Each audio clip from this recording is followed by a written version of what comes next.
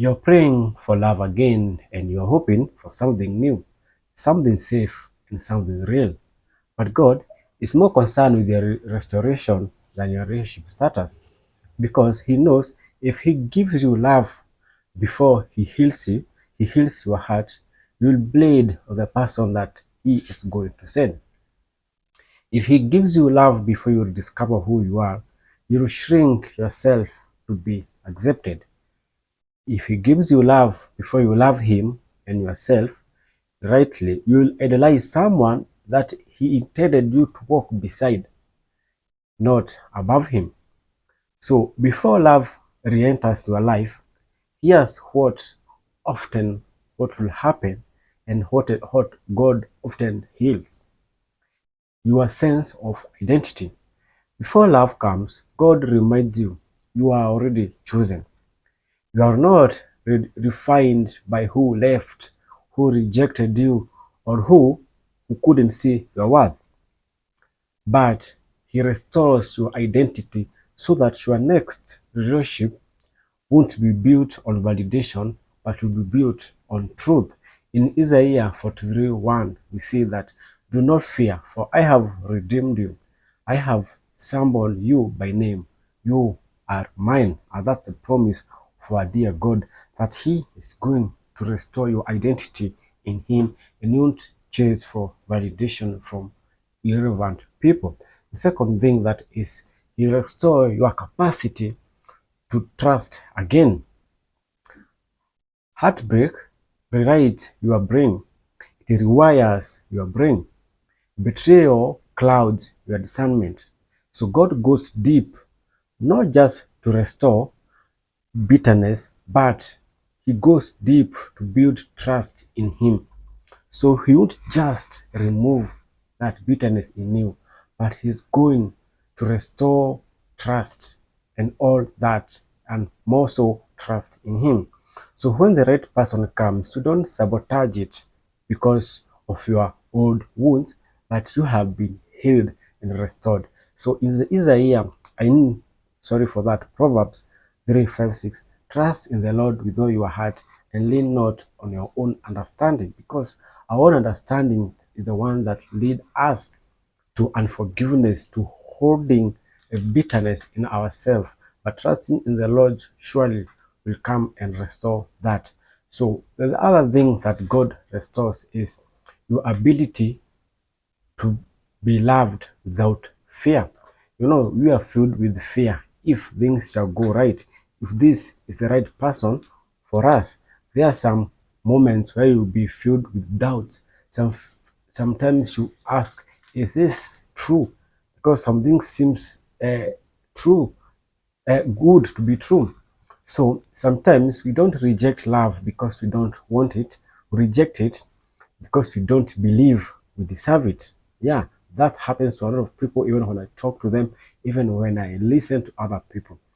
We don't want because we fear and we think that we don't deserve it. So God, what does is He restores the broken places that make you believe that you are not you don't deserve the affection, that you have not act that a perfection and want from Him. So God restores the broken places that make you believe you must earn affection or perform for connection. You don't need to earn something or to perfect something or to change something in you so that you can be loved, but God will restore everything in you. He teaches you how to receive, not just give, because real love is not afraid of your depth, your story, or your process. Real love comes to heal, comes to be restored, and that's what God wants you. The other thing is that He restore is your voice and emotional boundaries. Many people lose their voice in relationships. They become silent about what they need, afraid to upset the other person. But before God brings covenant relationship, He restores your boldness, He restores your courage, He restores that boldness and strength to speak, to set boundaries, to say no without feeling guilt, and to express truth without the fear of abandonment. Because in 2 Timothy 1:7, it talks about fear, that for the Spirit God has given us does not make us timid, but give us power, love, and self-discipline. So the voice of God and God comes in this moment to restore that voice and the emotional boundaries that you need to set. The other one is that God restores your intimacy with Him, and that's the most important thing that God will do, because the most important restoration happens in your spirit. Not every delay in love is punishment. Sometimes it's protection.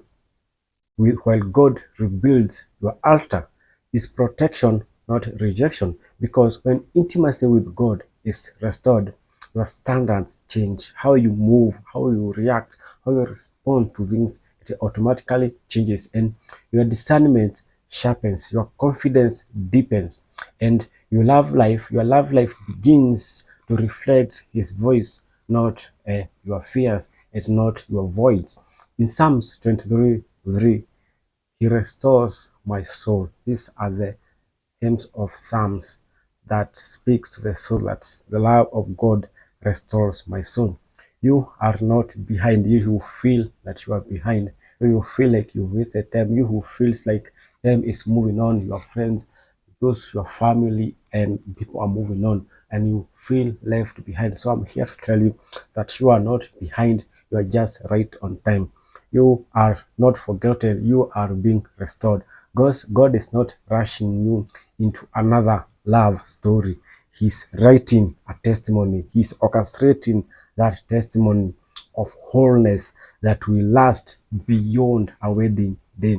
Because this time it won't be just love. It will not be just a joke. It will be healed, heaven sent, God aligned. Love you'll be ready for. You'll be ready for it. So be bold and be confident, because you are being restored, and be ready for it. Be bold, be whole, and restoration is coming on your way. So I really hope those 5 things that God is restoring in your relationship, that you really know that you are not behind, that God is building something in you before He sent that person. So you must wait for you to be healed. You must wait for you to be restored. I really hope this video was helpful. Kindly subscribe, like, comment, and share. See you on the other side.